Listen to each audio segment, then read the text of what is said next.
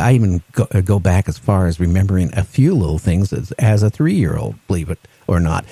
I'm just wondering, have you ever, when you were a child, did you ever felt like you were lived in another time or anything like that, previous life?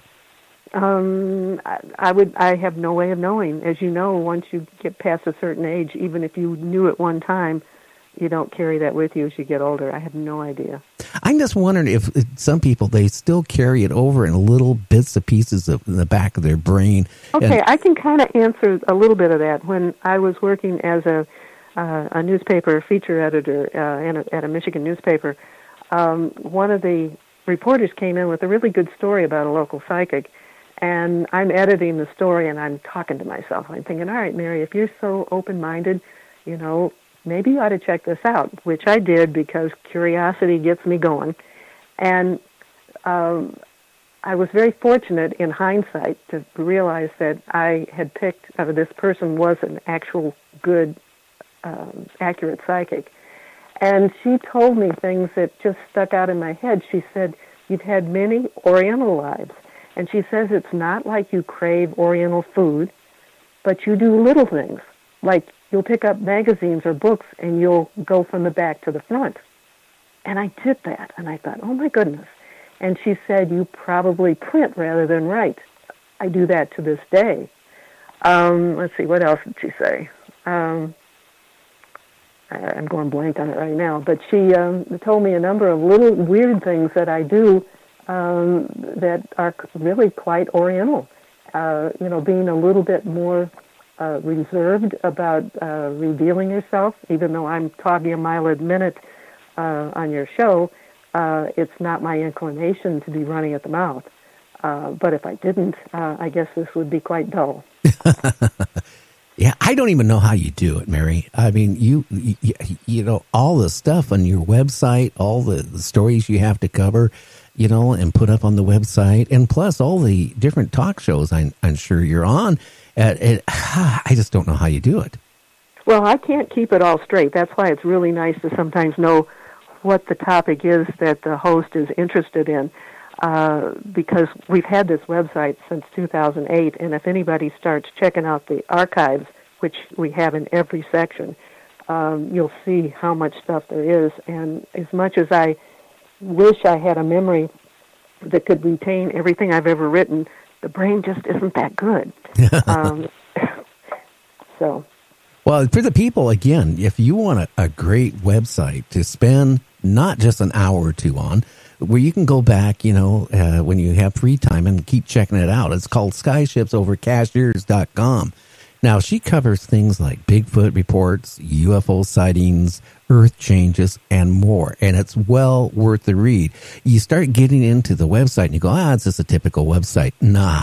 I mean, there's story after story. It's just like you get into something and you're peeling a leaf off of let's say a cabbage. You keep getting in deeper and deeper and deeper, and all these rich stories of all this stuff going on. It's just a very good website to check out. I appreciate that. And one of the things I try to do is sometimes I fail, but I try to keep articles on the short side, and I try to have photos or images to go with everything. We live in a very visual world, and I think it's real important, and people are busy, and I think they don't want to be confronted with a lot of gray words or letters or, just words. And I do things like boldface keywords, so even the people who skim through articles will glean something from it. So I try to make it as readable as possible. Well, I think you do a very good job on it, and that's the reason why I bring you back. My listeners like having you on. And I mean, everything from little people to Bigfoot to abductions to UFOs, earth changes, magnetic field. Oh, wow. I mean, you cover it all. It's just curiosity, and that was one of the reasons I really enjoyed working for newspapers. That wasn't my only career avenue, but I did that at two different newspapers. And it lets you just go and check out anything you want to. And I was always in the feature aspect of it. So if I got curious about something, I could either go check it out myself, or I could have one of the writers go up and check it out. And that's the wonderful thing about the newspaper business, and I was fortunate enough that I did that early in my career, back before the internet took over the news business. And when I worked for the Orlando Sentinel, it was thick and it was full of stuff. And now all the great newspapers have, shrunk to just a shadow of themselves. But it was a wonderful time to be in the newspaper business. Yeah, and the newspapers that have survived, like the Seattle Times, PI, they don't survive in print no more. They got a website, but it's not the same thing. You go on there. No, it's not the same. You go on there and there's a couple little stories and that's it. They used to have like a whole page story or a half page breaking news, and you could get into it. I remember I could sit there in a newspaper and read for hours. And, I walked out and I felt like I was more educated than going on the internet. Yeah, you can go research everything on the internet, but even then on the internet, it's just not the same thing. Yeah, and there's too many people who just pick stuff up on the internet and then kind of copy it and put it on their blog or whatever. And when it's very hard to get back to the original story. But you have to work at it, because sometimes you go back and you check it out and it's not credible. And that happens, many times when I track down a story. So you can't just post them just because they sound good at first read. That's not enough. Oh, no. And what's really bad is, I hate to say this, I got in trouble, Mary, a couple of weeks ago. Oh, did I get a lot of text messages from people upset. But I'm going to be honest with you. I have not busted, I'm not going to say who they are, but there's people who wrote books about different subjects, and all they did was read somebody else's book or a couple things off the internet from other people, change the word around, and then published a book and put it up on Amazon. And there's actually quite a few books like that, and it's kind of annoying, actually. Yeah, well, it's really stealing, and I voiced my opinion on that because, I got a book from somebody and I was reading it, and then I remember that I had that same book basically that was written a couple years before this one was, and page by page it was almost identical, except changing a little word here and dropping out a sentence here. I've had. I can only think of one thing right now, but I know something that I had said about, written about William Pollock, who was involved with high security at Area 51, and we did quite a story on it, and I don't know, I stumbled on it, and somebody had taken what I'd done, and I had interviewed the man's wife after he had died, and so whoever did it didn't even do a good job of it, because they used part of my name and part of her name, and we both went, oh my goodness. So, and this sometimes is done by people that you wouldn't expect to do it. Oh yeah, I will say this, and I have brought it up before. I had this guy beg to come on my show for months and months, claiming he was a major Bigfoot hunter, and he would send me all this documentation and all this stuff. And then, a few days before he was going to come on the show, I got a hold of him. We were talking, and I said, okay, well, can you tell me the locations where you went out Bigfoot hunting? And the guy started, stuttering. And I go, well, can you give me some? And he goes, well, I actually haven't went out Bigfoot hunting. And I said, well, you wrote a book on it, and you said you did all this stuff. And he goes, well, I am a Bigfoot hunter. I go, you are? And he goes, yeah. And I said, you claimed for 20 years. And he goes, yeah, I've been, the internet for, and I said, well, the internet hasn't been there for 20 years. But, it's people that do things like that. And unfortunately, it damages the paranormal. It actually damages whatever, being credible.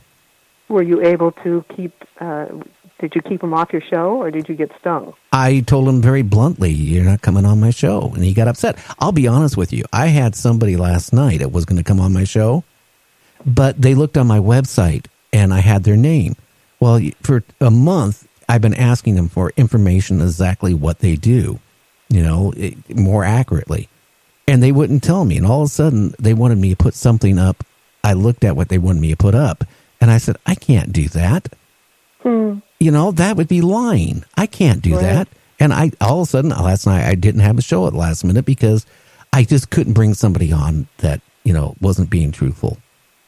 both you and I, doing our respective work or projects, we have to at least be some kind of a filter for truth.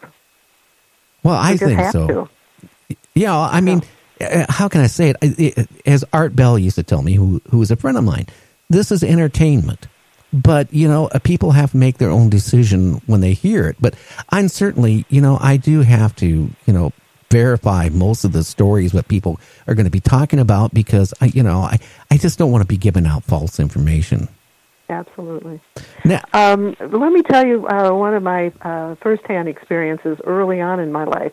I was an adult, but I was living on Cocoa Beach, and I had a number of friends. We were all at a beach house on the beach, and one of the people there was somebody I had interviewed for the first book I ever wrote, and he could do hypnosis. And he asked me about, if he could hypnotize me to see what we'd come up with because, we were talking about past lives. And I said, well, you probably can't get me under. Well, that's a big lie. I go under real easily. And so I told my friends, all right, you guys all go out on the beach, and if he gets me under, he can call you back in. Well, of course, that's exactly what happened.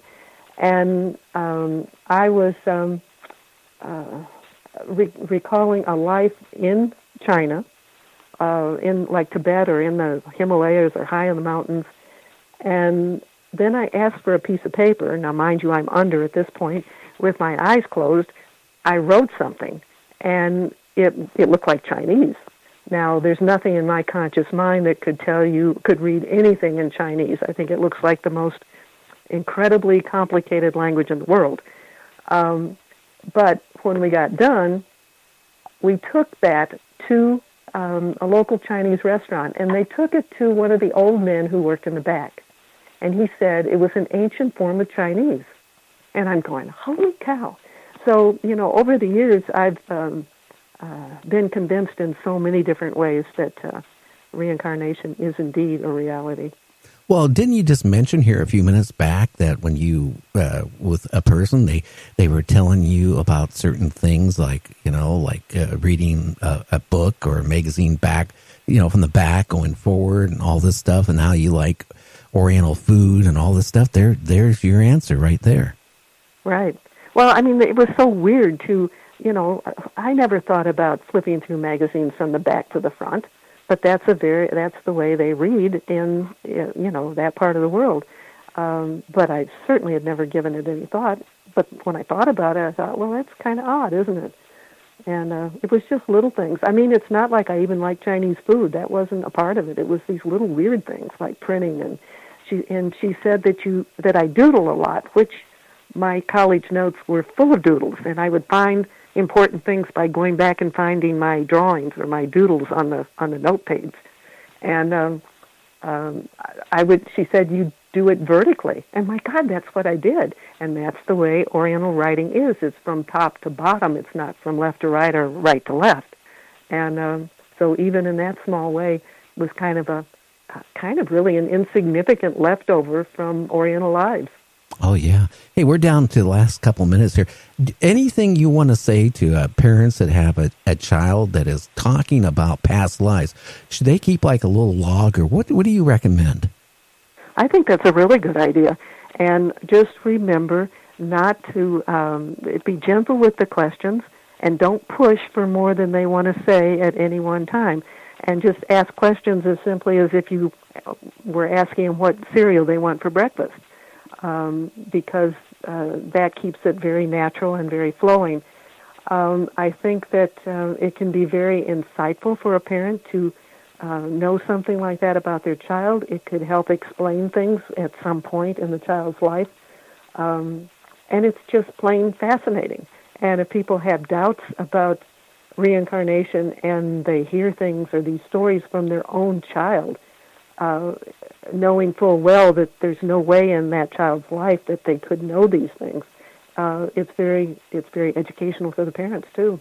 Oh yeah, it might even, like if they had a child is maybe acting up and having problems, and they're thinking, oh gee, maybe my kid is hyperactive or all this stuff. It could be because they're remembering a past life and they're confused, and that's Right. why I think it's a good idea to keep notes and stuff because